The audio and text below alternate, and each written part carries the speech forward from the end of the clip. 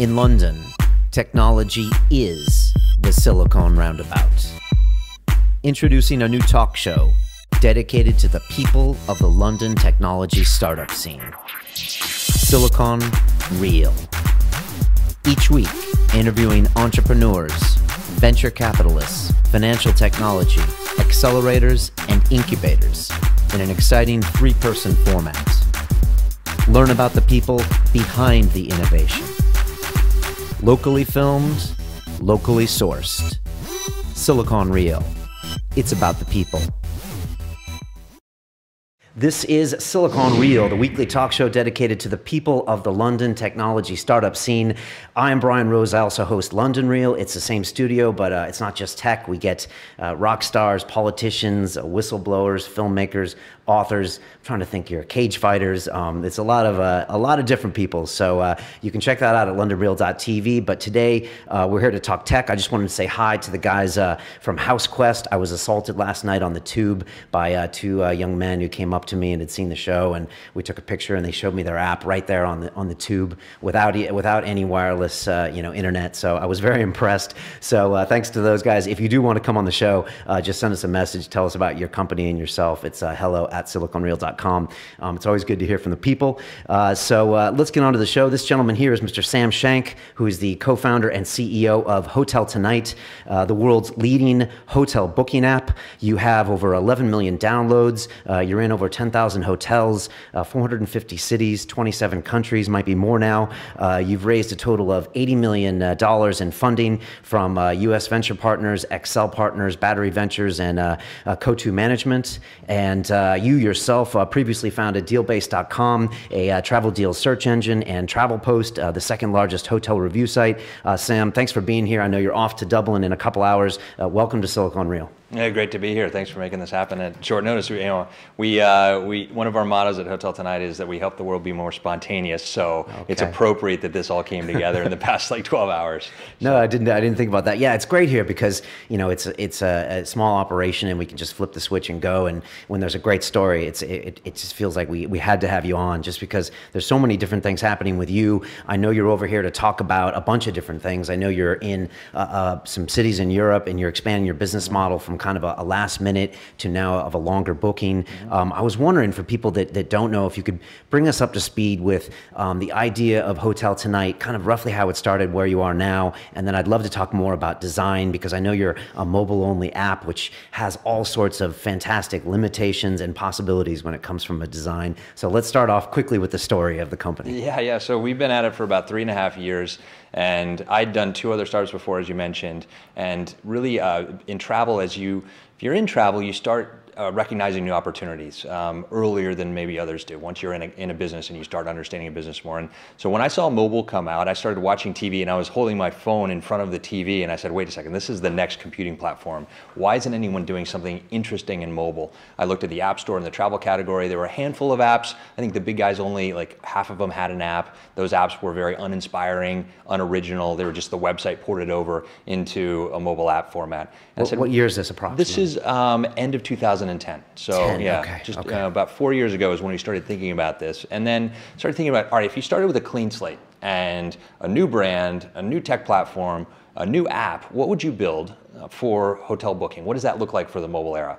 And that's when we started coming up with HotelTonight. And I did a sketch. That sketch is on a whiteboard that's hanging in our lobby now. I've seen a picture of that. And just a few taps to book a hotel, a small list of hotels, just the best hotels, the very best hotels for you for that moment in time.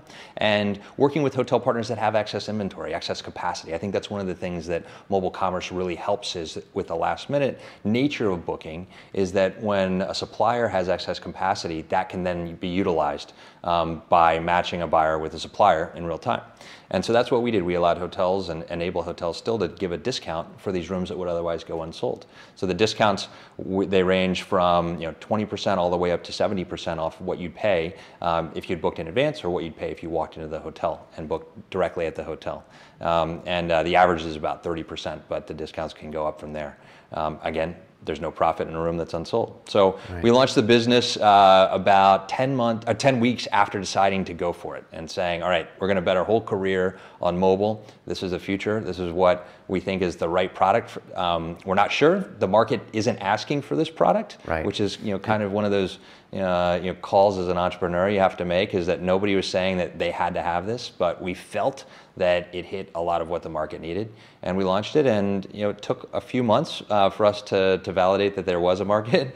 It was a sort of scary and soul-searching few months, but then we started getting traction and setting up more hotels and just feeling that momentum and that growth. And this is before marketplaces were hot, right? This is before the Ubers and the Airbnbs, where everyone was like, we're going to be the marketplace of. I mean, this is kind of before those existed, right? Yeah, I've always been attracted to marketplaces. That's actually what I'm talking about at the Web Summit tomorrow, is about mobile marketplaces. But I've always loved marketplaces. My first business, Travel Post, was kind of a market for hotel reviews and information. And that was why it was hard to compete against TripAdvisor. We were a number 2 at the time, but a very distant number 2. Because people wanted to write reviews on the site that had the most reviews, and people wanted to read reviews on the site that had the most reviews posted. So it fed itself. But I've always loved marketplace models in that you can facilitate a transaction, you can connect buyers and sellers together in a way that you couldn't have done before the internet with real-time information, but you don't have to actually ship a box. You facilitate a transaction, but you don't do the transaction. You don't fulfill the transaction. So it's very high margin, and once you get enough traction, it's very hard to displace that business. So I've always loved that dynamic, and mobile creates new types of marketplaces. In our case, it's the temporal dimension of very last minute, creates new inventory that was otherwise not available, not bookable. We've unlocked that inventory, given it to people to book. Right. Talk to me about this mobile-only platform, because it's a fascinating spin. And before I heard you talk about it, I hadn't thought about all the issues you have with mobile-only, as in you kind of bypass all of the goods and bads of the SEOs and the search engines and the relationships with Google. But then at the same time, you're also quite on your own out there, and it either makes or breaks or gets lost in the App Store. Is that a simplistic way of describing that? And is that a choice you consciously made because your previously businesses weren't mobile-only, right? Yeah, that's right. It's one of the ways I talk about startups and to be successful is that you have to be better than what's out there, which my first 2 companies were incrementally better than the previous, than TripAdvisor in terms of the feature functionality, and Dealbase was incrementally better than Travelzoo, but they weren't different enough. So because of that, they weren't memorable, and I call it like remarkability. They weren't remarkable. So people didn't say, oh, I have to have that. I need to know that. I need to tell my friends about that. They weren't inherently viral, and so they didn't catch fire. Whereas with HotelTonight, I said, all right, we're going to be better at mobile booking. We're also going to be different. So we're not going to have a website. We're going to have a website that's going to link to the app. That's going to cause people to say, there's something special here. I need to get this app.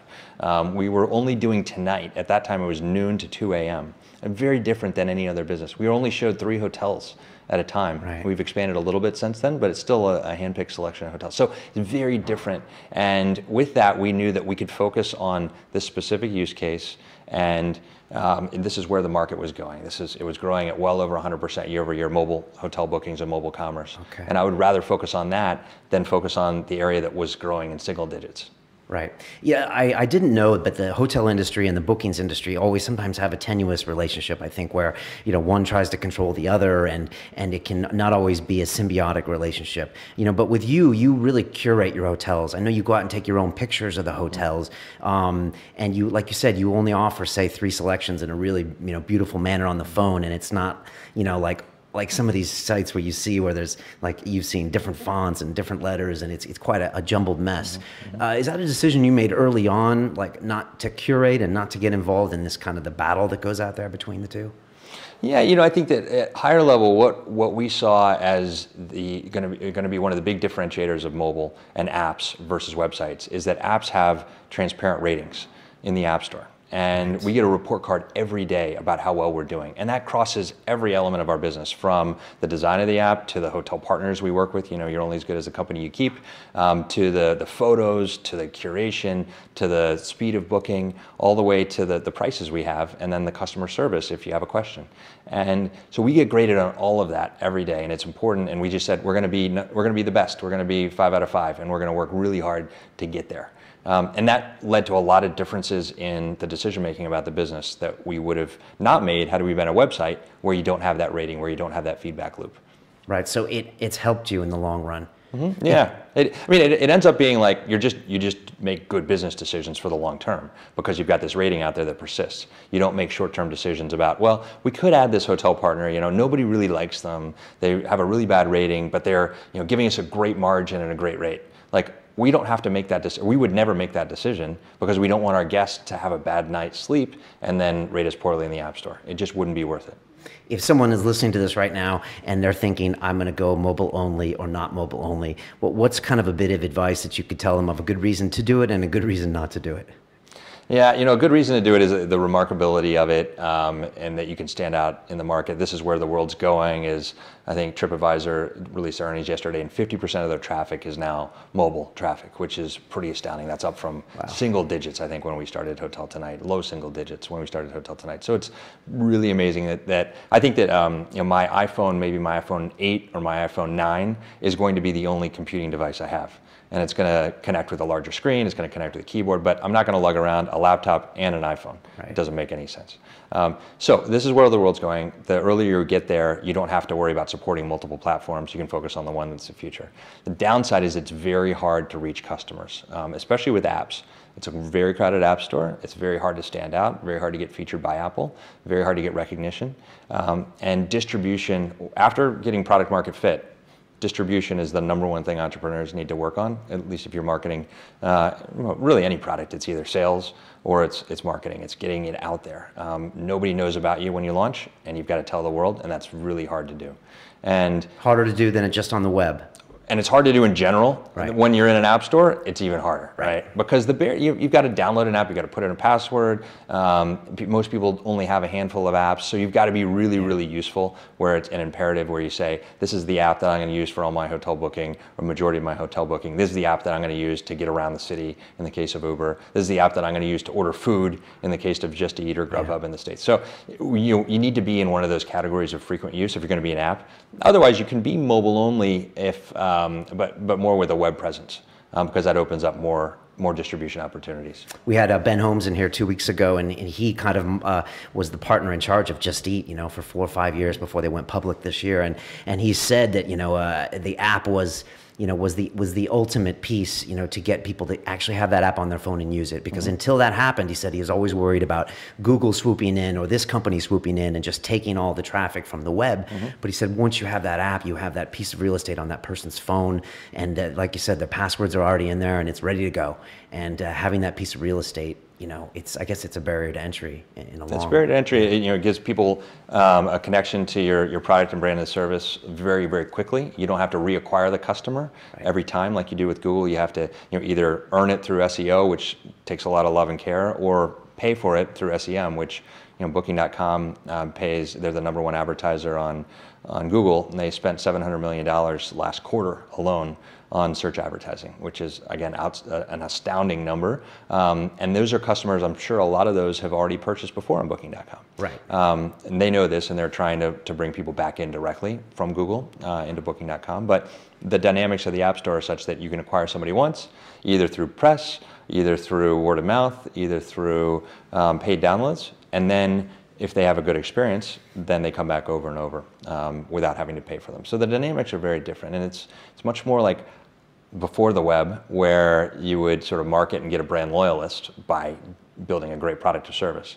The dynamics are more like that than they are the search arbitrage, search reacquisition type of approach. Right, and so does that affect your marketing strategy? Do you kind of go back to before the web marketing ideas such as television or other kind of ad bases? Because once you're out of the mind of the web, you have to go somewhere else to compete, right? Yeah, we do everything. So we don't do a big TV campaign yet because we don't spend a lot of money on marketing, and we're very ROI focused and very analytical in that. But we also don't have a huge war chest to want to spend on a $50 million TV campaign. Right. And to do TV well, you're talking well over 20 million to make it have a difference. So but everything else we do, we've actually tested some direct response television. We do a lot of radio. We do ads in cabs. I could talk for another 5 minutes on all the different marketing things we've tried. Not all of them have worked. The ones that work, we continue to hone and keep doing. Okay, you mentioned war chest. I know about a year ago you did your last big raise.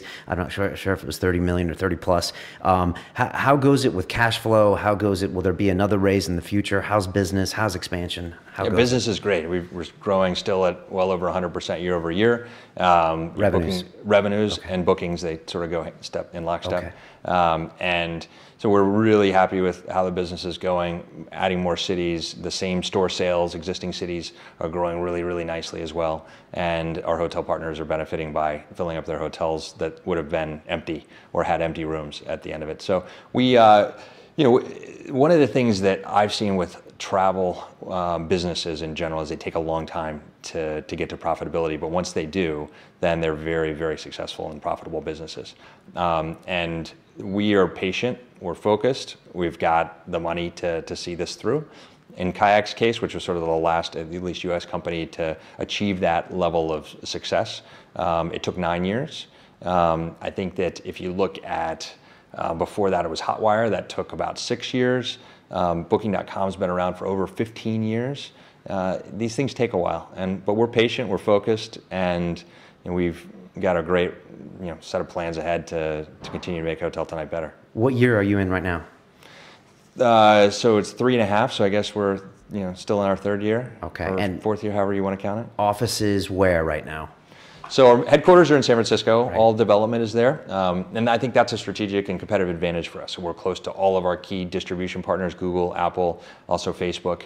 And a lot of the really interesting ad tech that's coming out in the mobile space is all based in San Francisco. Okay. So that gives us a real big advantage over the other big travel companies that aren't based in San Francisco. They're based in New York, or they're based? So Expedia's based in Seattle. Right. Booking's based in Amsterdam. Okay.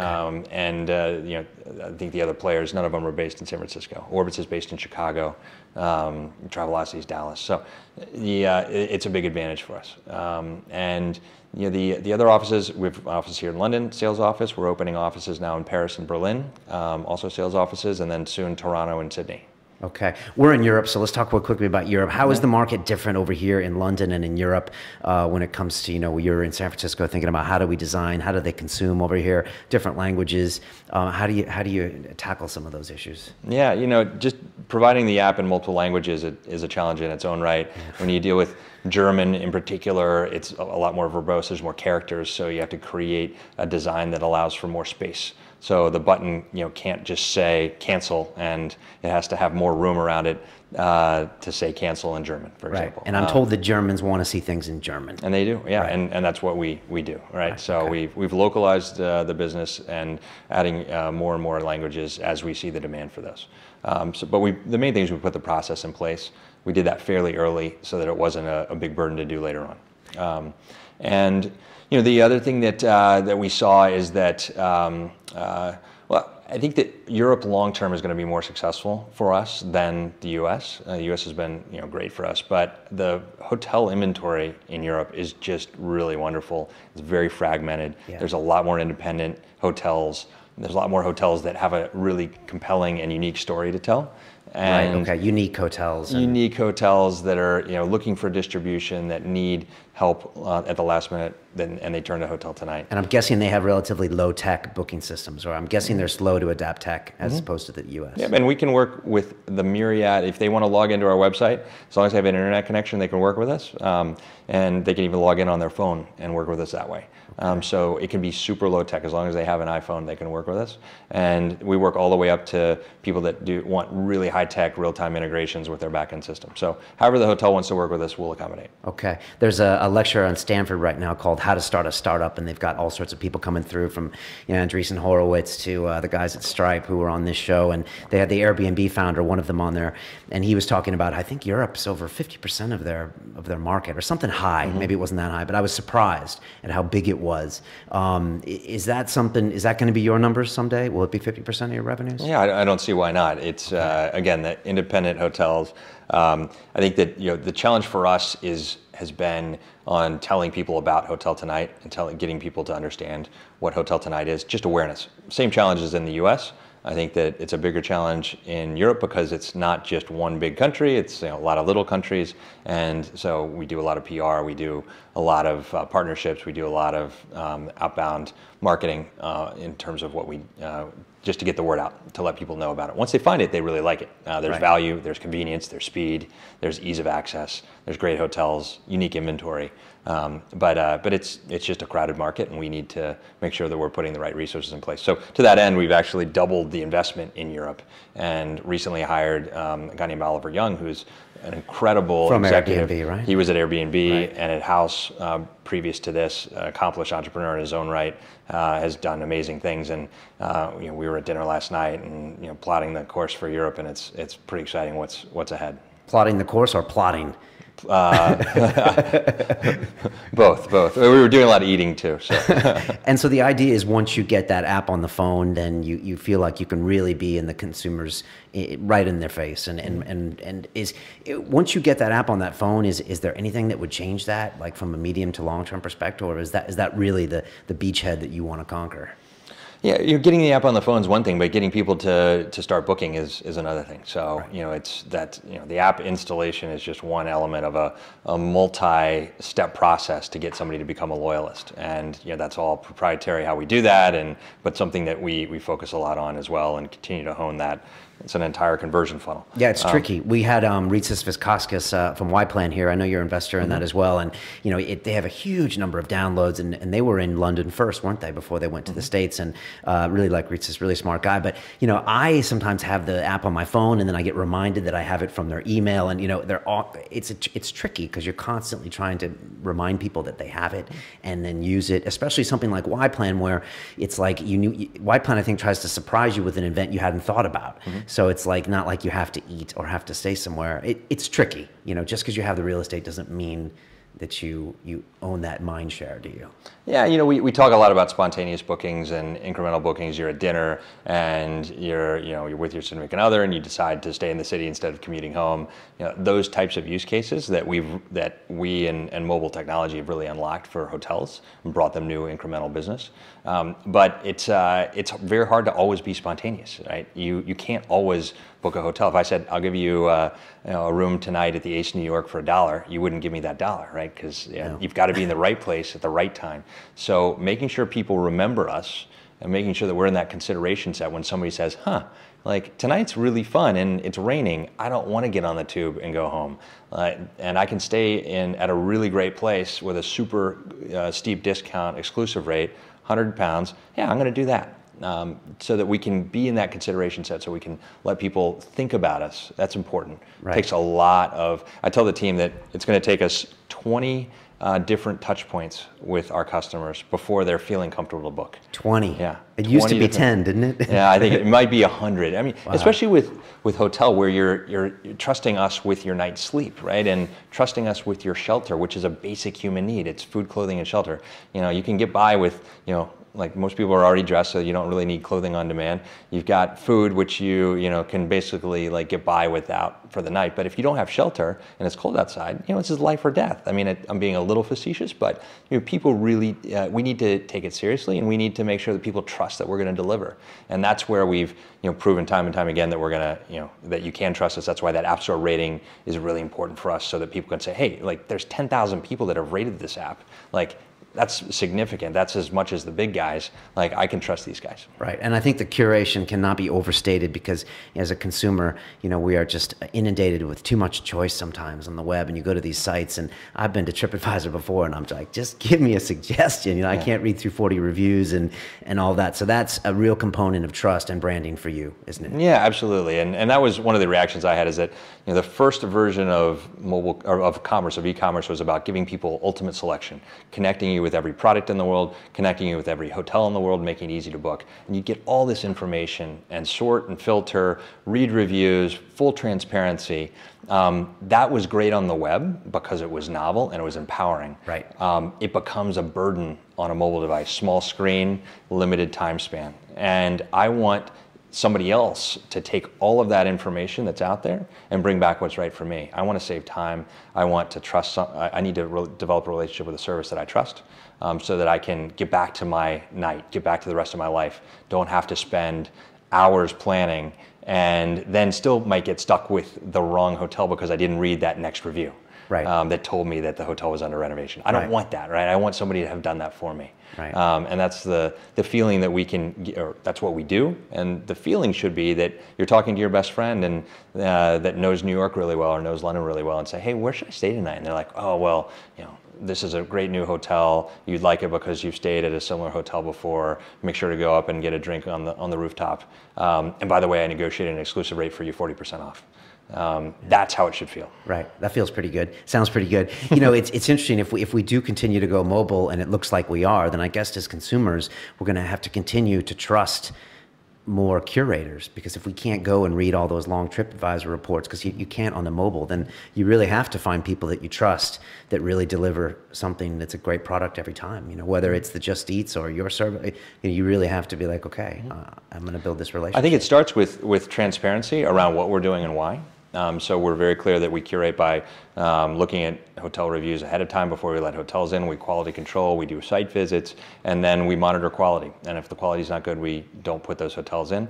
And then within maybe the 150 hotels we work with in London, we're going to show you the 15 best deals across all price points, best rates, best discounts at that moment in time, based on where you are. So we're very transparent in how we do it. Over time, then you don't think about that. Right. All you think is that I know that I'm getting the best from this service, because if I went and looked myself, I wouldn't find anything better. And that's the promise that we have. That's what makes what we do so hard, is that we have to deliver on that every time. Right. It's all the things you can't see on the app. I remember I had the guys from Halo in here that they're the on-demand black cab app here, and they've had a huge investment, and they're trying to obviously take on Uber. And I said to him, I'm like, yeah, your app is so simple. And he was stewing over there, and he was like, just because it's simple doesn't mean it doesn't take a team of 50, 100 people. That's the irony of simplicity on the app, is that there's a lot of complexity behind the scenes. Right. And that's one of the barriers to entry, is that it was simple when we started. We launched the thing in 10 weeks, so that was simple. But to scale this thing up where you're doing thousands and thousands of bookings every day, that's really hard. And that's what takes a lot of effort. Let's talk about design really quick, because I think you started with Photoshop work when you got out of college. You are a design guy by nature, and let's be honest, design gets a lot of lip service in tech, but it doesn't always really come from the core of the company. And the successful companies, you can see that it does. Everyone's of course cites Apples of the world, and I could name a variety of others. But if it's important to the CEO, it becomes important to the company, and if it's not, it just becomes something else, and some other metric drives the company. And you've talked about the design and how it actually permeates your entire culture. And I was just wondering if you could tell me how it started, and how you look at design and how it relates to HotelTonight. Yeah, so I've always loved great design. My dad's an architect, contemporary architect, so I grew up with blueprints around these when they were actually blue and based, ammonia based. And I think I've always respected great, clean design, and it's just an aesthetic taste. I think that great design can't make a business, but it can help a business stand out and help augment a business, help it be memorable and remarkable. And then for us, it is part of the culture. I think it's infused in our product. We focus a lot on design, and I spend a lot of time working with the team and encouraging them to come up with great designs. And some of the things that I'm most proud of is that leads to a lot of innovation in our design. So my favorite example of this is the checkout process on HotelTonight. It's 3 taps and a swipe. The swipe is our HotelTonight logo, and you trace that in order to complete your purchase, so that we know you're actually wanting to book a hotel. We didn't have that before, and people were booking or saying that they had booked by mistake. By accident. Caused problems. But one of our designers and developers worked together to come up with that on their own. They said that what I was, or what had been done before was really awful, and I agree. It was, you had to enter your initials. It felt like you were signing like a legal form, and these guys came up with that. So, and it's magical, it's iconic, and it's one of the most memorable features, and it just feels cool. It feels right. Right. So what was a problem is now an asset of you, and people. And I think it's because the design was elevated to a point where that's important. And if it had not been there, we would have still been doing the signature, put in your initials to sign this document that you really want to book a hotel, which feels awful, which is completely off-brand for us, which isn't delightful, which isn't memorable. And it turned it from a process that was painful into something that's really memorable and iconic. So that's my favorite example. And so I think that when you make design a priority, when you respect it, when you hire great people that respect design as well, that great product results. Right. You have some tag words that you say. I think your core values are build, question, and respect. When I heard you say those, it felt like words pulled out of the dictionary because like they don't flow together. And I was wondering why you chose those words and why you chose those core values. Sure. Yeah, we thought about that early on, and we knew that we were hopeful that we were going to be building a large company. We wanted to make sure that we defined our culture early so that we would be hiring the right people. And we're big in the power of three, so we launched with 3 cities. We launched with 3 hotels in each city. There's a magic in that number 3, so we wanted to keep everything simple, which is also one of our product values is simplicity. But on the cultural value side, so we wanted to be a culture of builders. So we wanted to always be shipping stuff, always be bringing new things to the world. But it wasn't throwaway stuff. It was meaningful. It was lasting. That could be a relationship with a hotel all the way down to a new product feature. On the question side, we also never wanted to be complacent. We never wanted to just accept the status quo. We always wanted to challenge ourselves to be better, always wanted to challenge ourselves to be more innovative, and we wanted people that were curious by nature along those lines. And then on the respect side, it's really that we wanted to work with optimists. We wanted to work with people that we wanted to be around, that were respectful of each other, that were respectful of our customers and our partners. In our industry in particular, there's a lot of lack of respect for customers, where, let's just get them through and, once we get their money, it's okay. Like, we didn't want that type of a culture. We wanted to build something long-term and lasting and meaningful. So that was where the respect came into place. And as we then hire people, as we interview them, as we get to know them, we can apply these filters, and to make sure that they're consistent with the type of people that we've set as our culture. And, is it tough finding talent in San Francisco? It's tough, but here's my take on it: is that it's always tough to find talent. So if everybody in the world was available for hire right now, and they were affordable, it would still be really hard to find the right team that works together, that has the same values, that has the same type of drive, that really wants to build the right things together. I mean, it's really hard to put together one of these teams. It's like putting together a professional baseball team or a football team, is that you've got to find the right chemistry, not only just the right people, the right talent. So somebody that's really talented could be difficult to work with, and it wouldn't be the right person to bring in. Now, on top of that, in San Francisco, exacerbating that sort of inherent challenge is that it is really competitive right now, and not so much against other companies like Uber, but more against the opportunity to start your own business. There's a lot of money out there, and we had 4 senior design candidates that we were very close to hiring. They all backed out recently. One went to work for Johnny Ive at Apple, which, how can you turn that down? I was excited for him. And then the other 3 had the opportunity to start their own company, which again is hard to argue with. But not everybody can start their own company. Like, we need to find people that want to work at companies too as they grow. And there's a time in life to start a company. There's a time in life to work for a company, and it's up to us to find people that are at that point where they're not ready to start a company, or they had started a company and they want to do something different. How much of your time do you spend recruiting? I spend, it's a priority for me. When I'm in the office, it's about 20% of my time. And I always am asking, what can I do? Who can I call? I'm always asking people, do you know anybody that's hiring? Or know anybody that's looking for, everybody's hiring. Do you know anybody that's looking for something new? Or who's the best person you know? Those types of questions. So it's endless.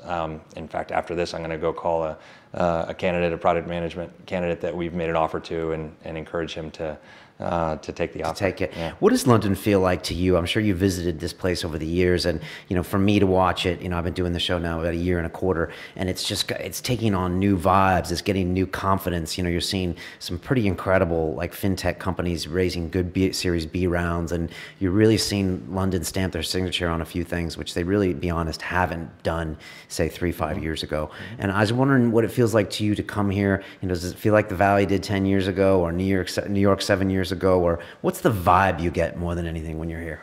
Yeah, I love London. Every time I come and visit, I love it more. I think there's just it grows on you. Well, it's just amazing energy, and it's just such an incredible city. I think it's more similar to New York than it is to Silicon Valley, given the density and given that it's more of a finance-driven town, right. And it's got more history. But I do feel like every time I come, there's more stuff going on. There's more meetups. I wish I could stay longer and go to more of them. But it does feel like there's this awakening going on and an excitement around new ideas and around new businesses. And it's great to see. I'm friends with Jay at Halo, and he's no longer there. But seeing him build that business from here was very cool. And right. Riddis as well at White Plans. So. Right. So you're pretty optimistic. Absolutely. On what's going on over here. But also, a lot of American companies are coming over here to compete, as are you. And you guys bring a lot of experience. You bring a lot of different core values as an American that also make it easy for you to compete over here, I would say.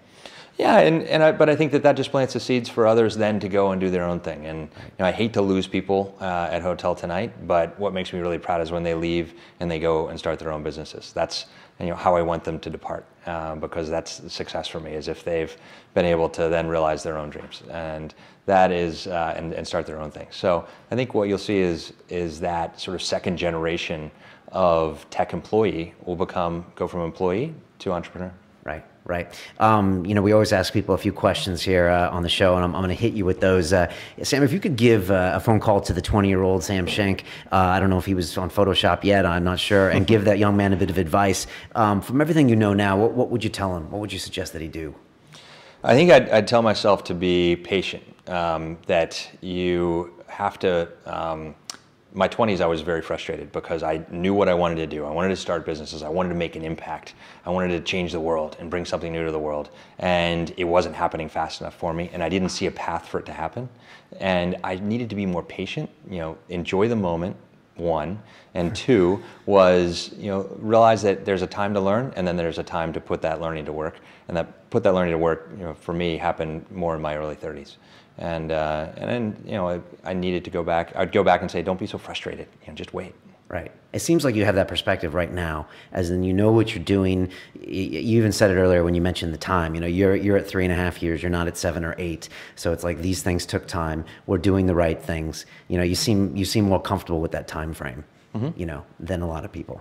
Yep. Part of it is having done this twice before with other companies and being through that cycle and being through the ups and downs of it. I developed, some muscle memory and thicker skin and some war scars. But I think that there is a cadence to it. And if I look back on my 20s and if I could talk to myself, I'd be like, hey, don't worry, you're going to be doing exactly what you wanted to be doing. It's actually going to be a lot better than you ever expected. So just hang tight. Right. That's very good advice. Best advice you've ever received, I would guess maybe business or personal. I mean, you've worked in startups for many, many years. Yeah, the best business advice was from my dad, who said that, you think your idea is so great, 100 other people have it. The difference is that 99 of them aren't going to do anything with it. And I think HotelTonight really falls into that category that, so many people have said, oh, that's such a great idea. I wish I had thought of it. Like, I'm sure lots of people did. But it was like the hard work of actually launching it, marketing it, getting out there with the press, getting out there with hotels. That was what separated it from just being an idea. Best personal advice was from my wife's grandfather. It was a pretty amazing man. He was born in poverty in the South in Mississippi, ended up becoming the president of ABC television. And I said, how did you balance family and work during all of this? Because you were working so hard and you have a great family life. And he said, Sam, don't even try. It's always going to be a struggle. You're always going to feel guilty one way or the other. The only way to deal with it is learn to live with that conflict and just do your best. And that stuck with me too. So I'm not trying to ever be 100%. I'm always giving when I'm present with either one, but I know that it's never going to be fulfilling either way. And that really was helpful because you always feel unsettled. That's good advice, because there's so many people that talk these days about the balance and about how they do this and refuse to do that. And I guess it's important to realize that it's always going to be a struggle, and you're always going to be hard on yourself about both choices, right? That's exactly right. Right. It's fascinating because I have a lot of people here on London Real, and some of them are fascinating, and they're starting businesses and they're pushing new ideas out there. And sometimes I get people that are really struggling internally like that. And sometimes I say that if you're really struggling with something, that's a good sign. You know, that means that It means you care. Yeah. Yeah, it means you care. That means you're pushing the envelope when it comes to building it as fast as you can. That means yeah. So I think you need to be a little unsure when you're building something great.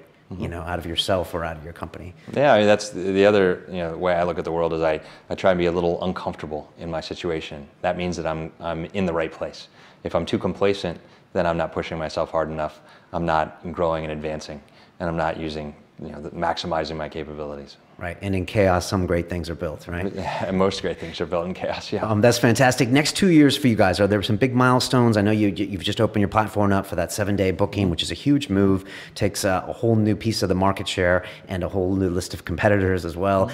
Is that kind of the main focus, or are other things on your mind in the future, Asia or other geographies? Yeah, with moving to Sydney, which we've announced but haven't moved in yet, that's a whole new area of the globe for us and a whole new continent. And that's really exciting about where that could take us from there. So certainly have aspirations about being a global brand.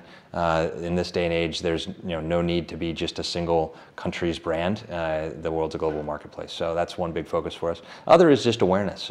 We are still far behind in awareness of us. I was telling a guy that books 100 rooms a night, 100 rooms a year about HotelTonight, and he's my age. He should be using us because he's wasting money on other services, wasting time on other services. And he's like, how come I don't know about you? And he just hadn't heard of us yet. So we have a lot more work to do to tell the market about and tell the world about what we do and why they should use us. Right. And then I guess that makes making your product just that much better. So it just grows virally that much quicker. And like that exit tool, as opposed to putting those letters in, someone else tells a friend how cool it was. And that word of mouth takes time, but it can be very, very vicious when it gets going, right? Absolutely, and it's about all the, so virality is about product quality, and product quality is all about the little details. It's, we fixate on little words and, the variations of colors that we have in the app. And so it's about those details and about caring about the error that hits only 0.01% of people is still an error that we need to fix. And it'd be easy to dismiss that and say, no, analytically, statistically, that's not even worth us thinking about. Well, it all adds up because you don't know if that one person out of 1,000 that's looking at it or out of 10,000 that's looking at it is someone like you that could then tell the world about what a bad experience they had on our app. Yeah, it's fascinating. I mean, the big thing people say now is do things that don't scale, and the Y Combinator guys talk about it a lot of times.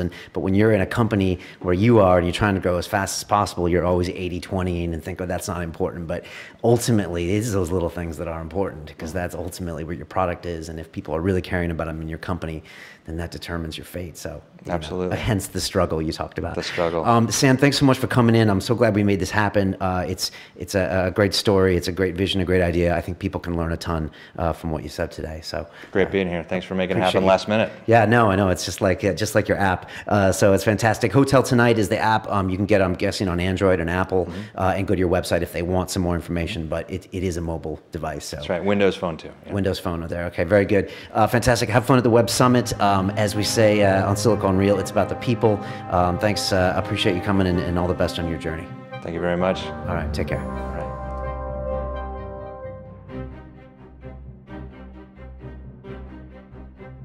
Someone said to me when I was being hired, we move fast on everything except hiring, and it's so important to find the right people, and it's worth waiting to get that right person. We opened up the app actually to black taxis as well in June.